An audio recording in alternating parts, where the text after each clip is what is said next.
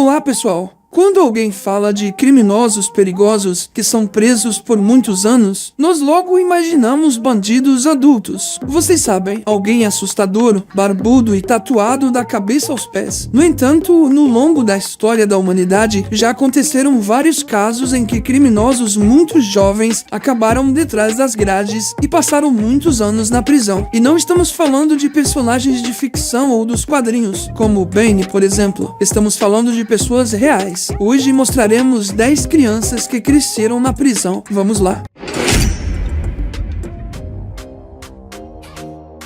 Natsume Tsuji.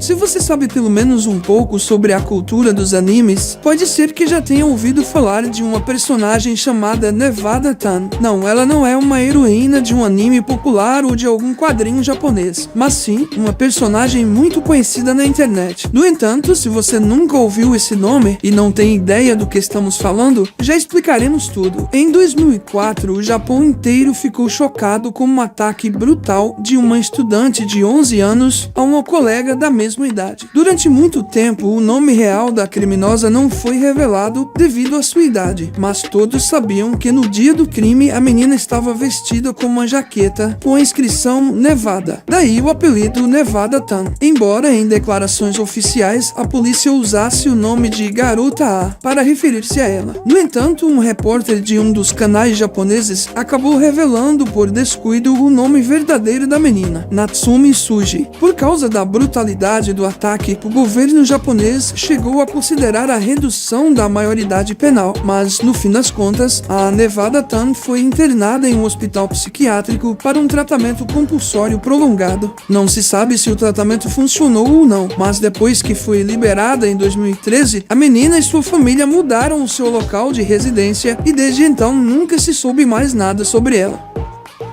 Graham Young. Ao olhar para esse rapaz sorridente, é difícil imaginar que ele seja capaz de fazer algo ruim. No entanto, desde criança, Graham Young já se interessava por venenos e ao completar 12 anos de idade, tinha um bom conhecimento de química e farmacologia. Então, o pai do menino lhe deu um kit de equipamentos para jovens cientistas para encorajar os seus estudos, sem nem imaginar o que isso poderia causar. Um dia, o Graham leu um livro sobre um veneno cujos rastros eram quase impossíveis de detectar. Então ele decidiu verificar se isso era verdade. Assustador, não é mesmo? Primeiramente ele escolheu uma colega de classe como cobaia, mas não pôde concluir a experiência com ela, e por isso decidiu passar para sua madrasta. Depois que o experimento deu certo, ele não parou mais e continuou testando o veneno em outros membros da família. Apesar do incrível talento para a química, o Graham definitivamente tinha alguns problemas de memória. Ele constantemente esquecia qual alimento tinha sido envenenado. Assim, várias vezes ele acabou tomando do seu próprio veneno em pequenas doses e sofreu suas consequências. Talvez, devido a esses mesmos problemas de memória, o jovem envenenador esqueceu alguns ingredientes e receitas detalhadas de todas as suas terríveis misturas. Numa mesa da escola, um professor de química os encontrou e obviamente avisou a polícia. Aos 15 anos de idade, o Graham foi detido e internado em um hospital psiquiátrico por 9 anos. Depois de ser solto, ele voltou a ocupar-se de sua antiga paixão e logo foi preso novamente. Só que desta vez, ele recebeu a pena perpétua. John Venables e Robert Thompson. É difícil de imaginar, mas esses meninos foram parar atrás das grades quando tinham apenas 10 anos de idade. Ambos cresceram em famílias muito problemáticas e, portanto, já era de se esperar que eles cometessem um crime tão cedo. No entanto, os detalhes deste crime foram realmente chocantes, pois a vítima foi uma criança de 2 anos de idade. Não falaremos sobre os detalhes do que aconteceu, porque são muito terríveis. Durante o julgamento, John e Robert não se mostraram arrependidos, mas apenas ficaram um pouco assustados. Como o caso ocorreu no Reino Unido, os meninos receberam a pena máxima para sua idade, 10 anos de prisão para cada um. Mas em 2000, após 7 anos de prisão, o veredito foi revisado e no ano seguinte, os jovens criminosos foram soltos. Devido à fama do caso, eles receberam outros nomes e um novo local de residência. No entanto, em 2010, John Venables foi preso novamente por outra acusação, que aliás estava indiretamente relacionada com a primeira, mas novamente preferimos não contar os detalhes desse crime. Jesse Pomeroy.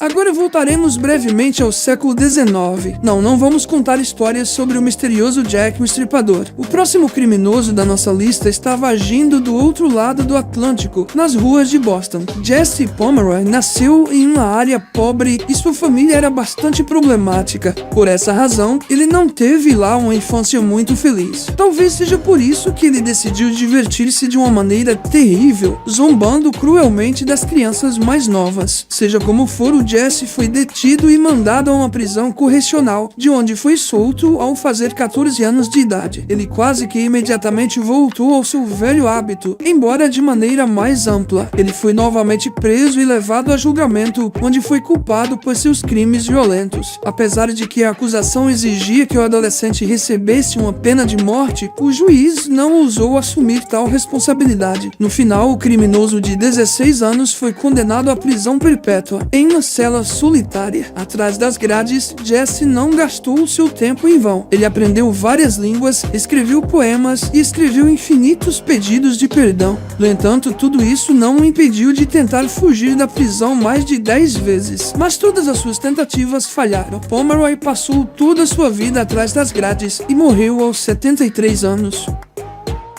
Irmãos Beaver. Em julho de 2015, Robert, de 18 anos, e Michael, de 16, não só cometeram o terrível assassinato de seus pais, irmãos e irmã de 5 anos, mas eles também orgulhosamente contaram o que fizeram à polícia e disseram que este era apenas o primeiro passo de uma série de assassinatos em série. Esses dois chegam a dar arrepios, mas eles parecem bastante normais. Para nós, continua sendo um mistério o que foi exatamente que os levou a cometer esse crime terrível, ainda mais contra sua própria família. Felizmente, nesse dia fatídico, pelo menos a irmã de 13 anos de Robert e Michael conseguiu sobreviver. Foi ela que chamou a polícia e que mais tarde esteve presente no julgamento dos dois. Os criminosos foram sentenciados a longas penas e, pelo que parece, não receberão uma soltura antecipada nos próximos anos. Joshua Phillips.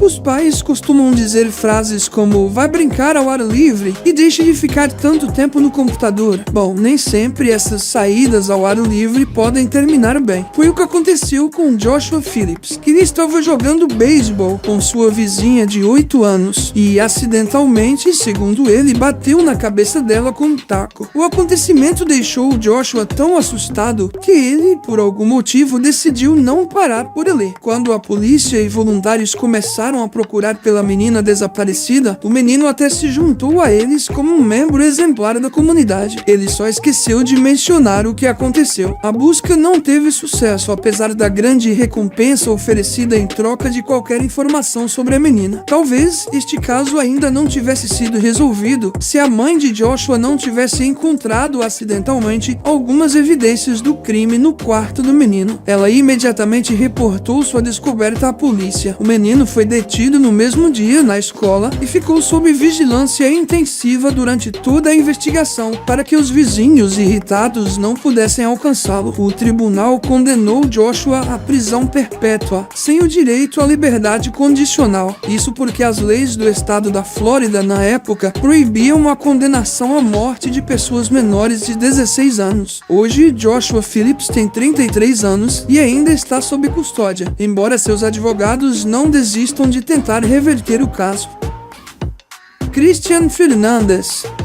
Como muitas outras crianças em nossa lista, Christian Fernandez cresceu em um ambiente extremamente infeliz, cheio de vários eventos desagradáveis e inadequados para uma criança. Em março de 2011, ele estava sozinho com seu pequeno meio-irmão enquanto sua mãe estava ausente. De acordo com Christian, com 11 anos de idade na ocasião, eles estavam brincando quando a criança acidentalmente bateu a cabeça num estante. No entanto, a polícia duvidou da veracidade dessas palavras. E isso não é surpreendente, dado o tipo de família em que o crime ocorreu. E qual foi a reação da mãe? Bem, ela simplesmente não fez nada. Durante um dos interrogatórios, o menino admitiu o crime e, embora muitos meios de comunicação tenham escrito sobre uma possível prisão perpétua para ele e cerca de 30 anos para a mãe, o tribunal condenou Christian a 7 anos de prisão. Dizem que o juiz levou em consideração seu passado triste, sua idade e, ao mesmo tempo, com sua confissão.